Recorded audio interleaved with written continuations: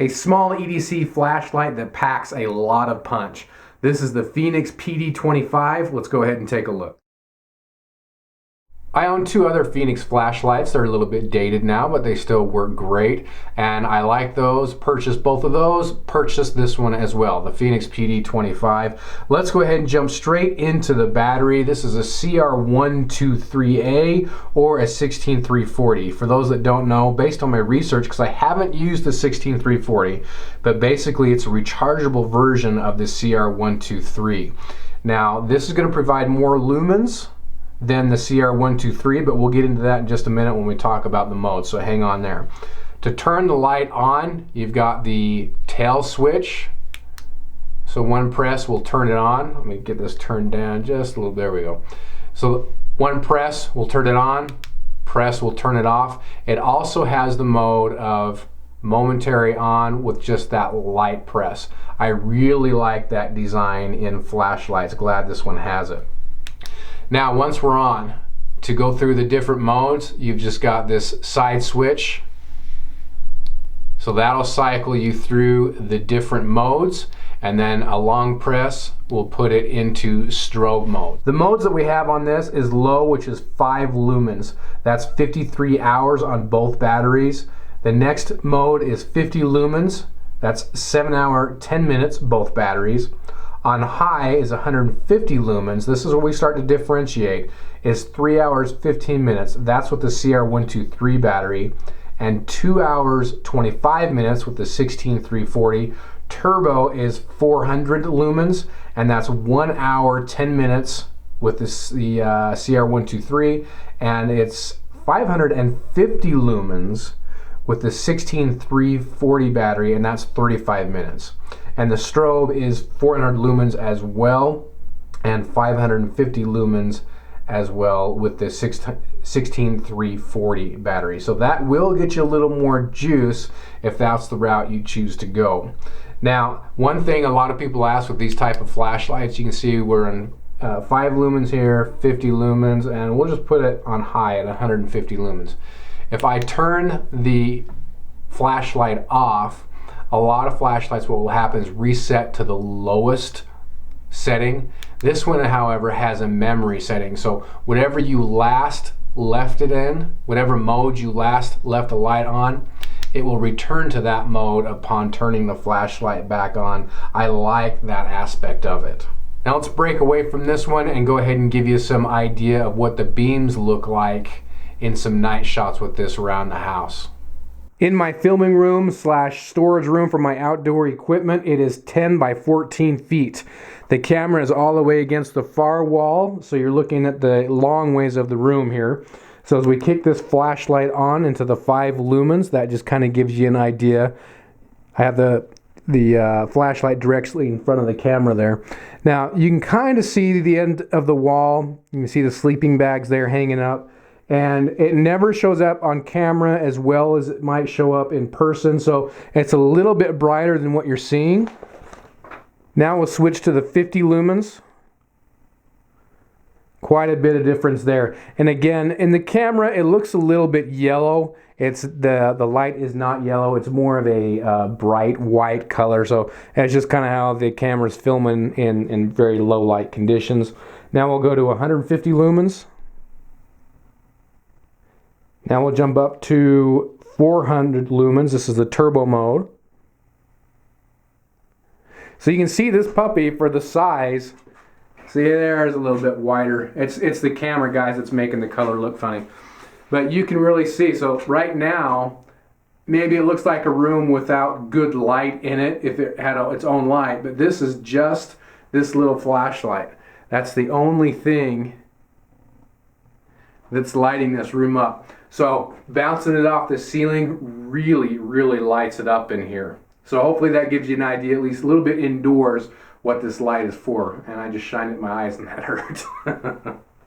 Let's open this up to about 23 feet.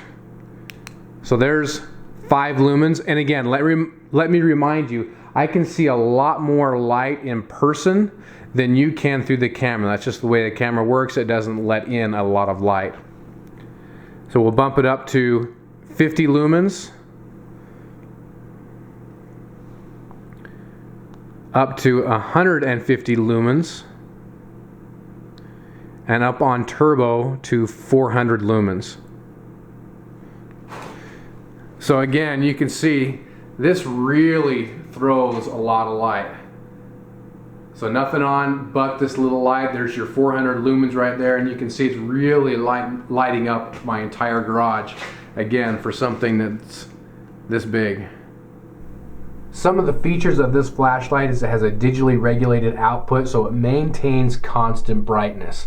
I like this. It has its pros and cons.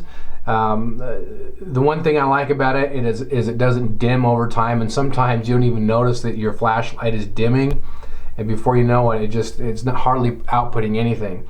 So it's nice that it maintains that brightness. The downside with some flashlights is you don't get a lot of warning before it just boom kicks off. So you can be, I don't know, hiking in the mountains and you're using your flashlight and all you get is a flash of eyes and you're in cougar country and you're wondering, was that a cougar I just saw? And then all of a sudden your flashlight dies. I say that because it has happened to me. Now it turned out to be a deer once I found my spare battery and everything, but it can go out at very unexpected times. This one, however, has a low voltage warning function, so it reminds you to replace that battery, or it tells you, hey, you're gonna start losing battery here, so put in a new one.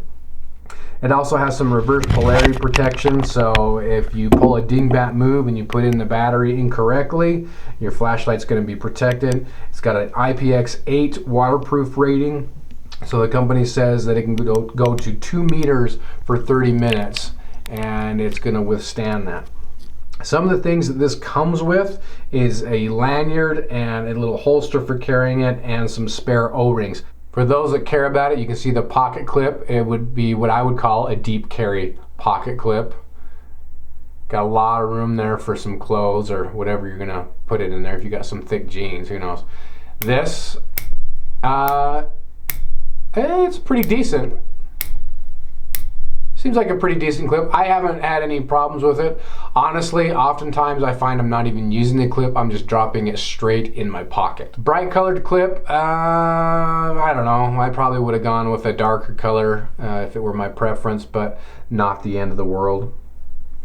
One thing on this one that I really, really like about flashlights is it's got this anti-roll design to it, so it's not going to roll around on you. You put it on your nightstand at night just in case something goes bump in the night or your twins get up.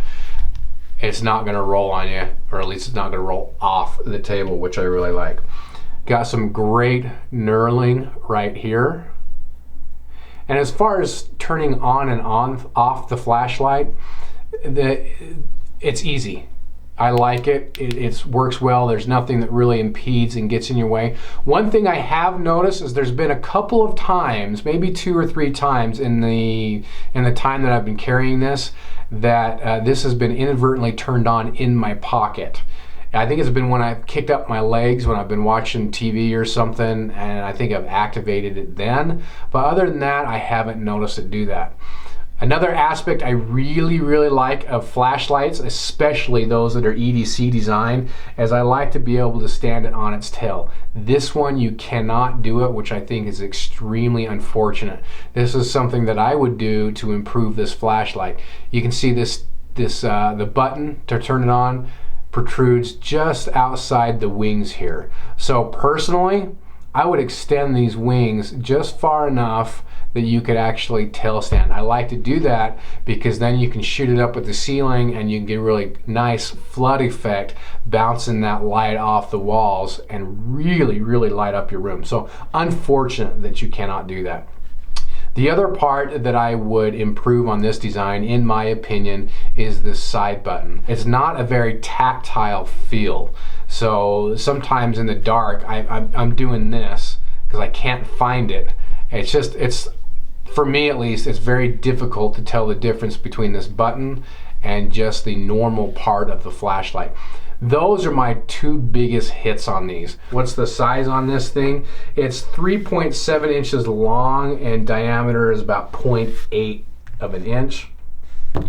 Sometimes that doesn't mean anything to people. I'm a very visual person. So there's some Burt's Bees, some lip balm there. It gives you an idea of the size. So is it big? Is it small? Honestly, I've talked to guys who hate carrying their car keys in their pocket. Just one key. They can't stand it. Personally, I don't mind it. Yes, it's bigger than some of my other flashlights, some of my other EDC flashlights. Of course, those smaller ones don't compare, when I'm talking AAA versions that I have, don't compare in the output that this thing's gonna do. So, you know, you've got some give and take there depending on what you want. Made out of aircraft grade aluminum. The finish on this thing, again, for the time I've had it, and I've been using it every day since I've had it, and you can see it's holding up very well. I mean, I'm not throwing this thing against brick walls or anything, but it's held up pretty well considering. It gives you a look at the lens, at the inside of this thing. A little beveled up top, just a hair. I've really enjoyed this flashlight as an EDC light overall. Again, it's a small light that packs a big punch. 400 lumens. Again, if you're using that 16340 battery, you can pump out 550 lumens on the turbo setting. That's a lot of lumens for this size of light.